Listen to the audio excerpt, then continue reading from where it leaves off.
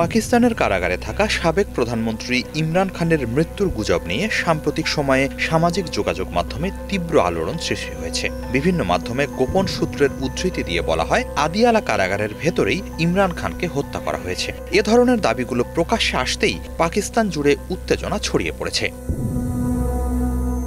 এই উত্তেজনার মাঝেই এবার বিস্ফোরক কথা বলেছেন ইমরানের ছেলে কাসিম খান। তার দাবি ও উদ্বেগ সার্বিক উত্তেজনা আরও বাড়িয়ে দিয়েছে। তিনি জানাচ্ছেন, ইমরান খান বেঁচে আছেন এমন কোনো দৃশ্যমান প্রমাণ তাদের পরিবারকে দেখানো হয়নি। ফলে তার বাবা বেঁচে আছেন এ ব্যাপারে সুস্পষ্ট প্রমাণ চান তিনি। ভারতীয় সংবাদ মাধ্যম এনডিটিভির প্রতিবেদনে বলা হয়েছে, সামাজিক মাধ্যম এক্সে দেওয়া নিজের পোস্টে কাসিম উল্লেখ করেন, ইমরান খান 845 দিন ধরে কারাগারে বন্দী এবং গত 1.5 মাস তাকে রাখা হয়েছে সম্পূর্ণ বিচ্ছিন্ন একটি কক্ষে। পরিবারকে কোনোভাবেই দেখা করতে দেওয়া হচ্ছে না। গত 6 সপ্তাহ ধরে তাকে একটি মৃত্যু সেলে একা রাখা হয়েছে। আদালত সাক্ষাতের অনুমতি দিলেও প্রতিবার কোনো না কোনো অজুহাতে তার বোনদের ঢুকতে দেওয়া হচ্ছে না। নেই ফোন কল, নেই সাক্ষাৎ। তার স্বাস্থ্যের অবস্থাও অজানা। কাসিম বলেন, তিনি ও তার ভাই কেউই তাদের বাবার সঙ্গে কোনোভাবে যোগাযোগ করতে পারছেন না।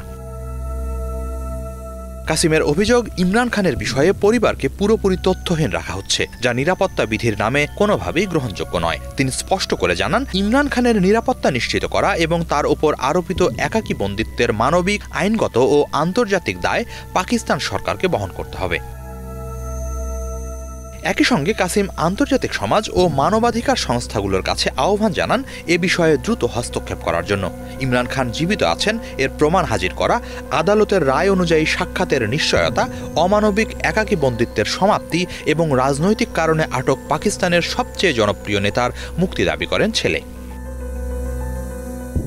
এনডিটিভিকে ইমরানের বোন আলিমা খান জানান, অনেকদিন ধরেই ভাইয়ের সঙ্গে দেখা করতে গেলে কখনো তাকে দেখা করতে দেওয়া হয়, কখনো অন্য বোনদের, আবার কখনো কাউকেই অনুমতি দেওয়া হয় না। অনেক সময় তারা কারাগারের বাইরে ঘন্টার পর ঘন্টা অপেক্ষা করেও ঢোকার অনুমতি পাননি, যা তাদের আরও উদ্বেগের মধ্যে ফেলেছে। গত কয়েক সপ্তাহে আর দেখা করতে দেয়া হচ্ছে না। সব মিলিয়েই তার মৃত্যুর গুঞ্জন আরও জোরালো হচ্ছে নানা মাধ্যমে।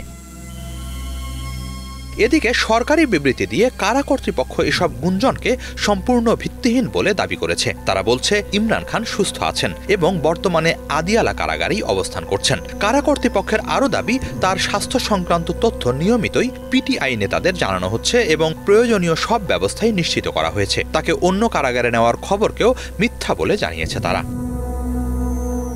2023 সালের আগস্টে গ্রেপ্তার হওয়ার পর থেকে ইমরান খানের বিরুদ্ধে অনেকগুলো মামলা চলমান। চলতি বছরের জানুয়ারিতে দুর্নীতির একটি মামলায় তাকে 14 বছরের এবং তার স্ত্রীকে 7 বছরের কারাদণ্ড দেওয়া হয়। তবে ইমরান খান সব সময় বলে আসছেন, তার বিরুদ্ধে আনা অভিযোগগুলো রাজনৈতিক প্রতিহিংসার বহিঃপ্রকাশ। হিজল জোবায়ের, বাংলা ভিশন।